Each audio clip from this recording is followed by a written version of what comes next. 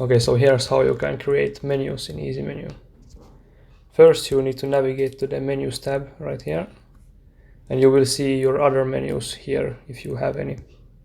But if you don't, you have to click on the plus icon here to create a new menu. So when you click the plus icon, you have a few options. Here's the start date and the end date. You can see how many days that is down here.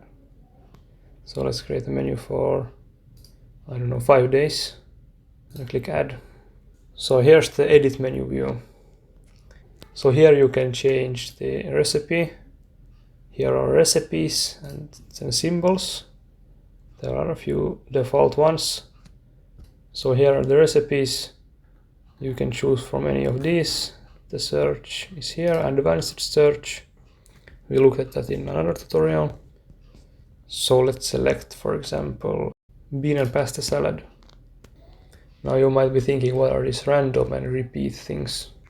So if we click this refresh, then you can notice that these were random, and here are 3 repeats. So in the place of these randoms, a random recipe gets placed. And when there's a repeat, by the way, you can have different repeats. So this is like repeat ID 1. So every one of these will have the same random recipe. So as you can see, all of these 3 are the same, and all these are random. But we place this one, it doesn't get replaced. And we can refresh as many times as we want. It will be different each time. Okay, now we can look at the parameters. Here are a few settings. You can tweak the time here. And here you can change what meals get shown. So if we want breakfast as well, we select it, click OK. And now you can see that there is breakfast also. So in here we can specify how many calories we want each day.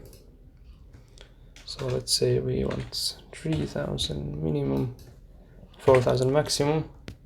We click OK, and it generates for each day that amount of calories, and we can see how much calories we have in each day right here in the summary tab.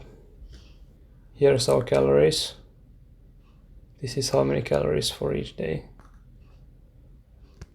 And there are some other nutritions as well. And if we scroll down, we have like for each day and for each meal the nutritions. Okay, so that's the summary page. Let me change some parameters to show you that it actually works. Let's do 4000 to 6000 calories. So if it can't generate a menu with the parameters you gave it, it will show them in red. So we have to lower a bit. Okay, let's go for 1000 to 3000 to show you. Like that. Okay, yeah, it works. So now if we look at summary, now it's much less than it was before. And now you can do the same with protein, fat, saturated fats, and carbohydrates. And that's about it for the parameters. So now let's take a look at the shopping list here. So the shopping list is generated automatically.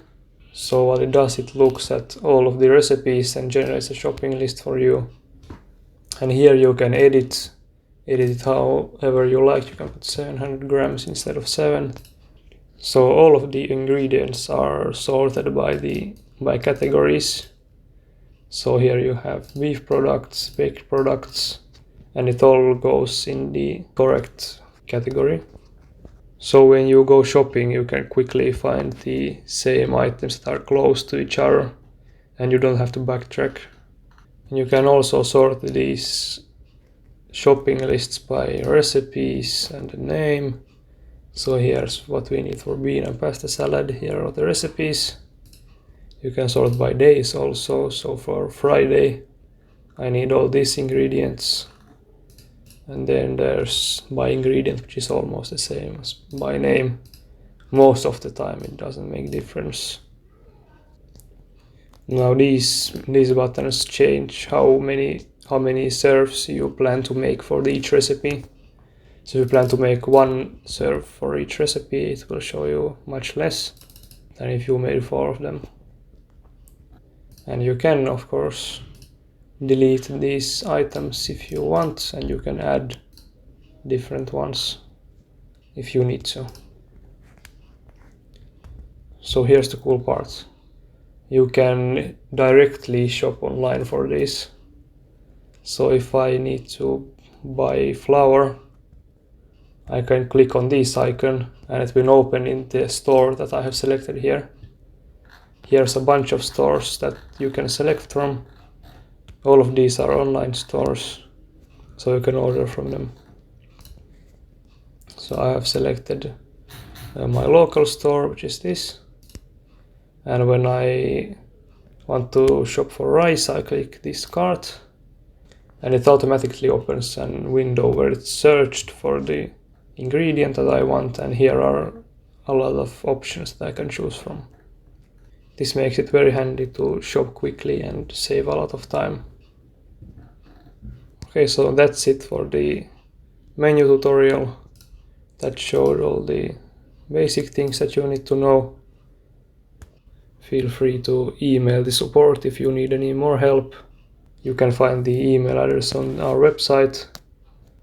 And I hope that you enjoy using EasyMenu 3.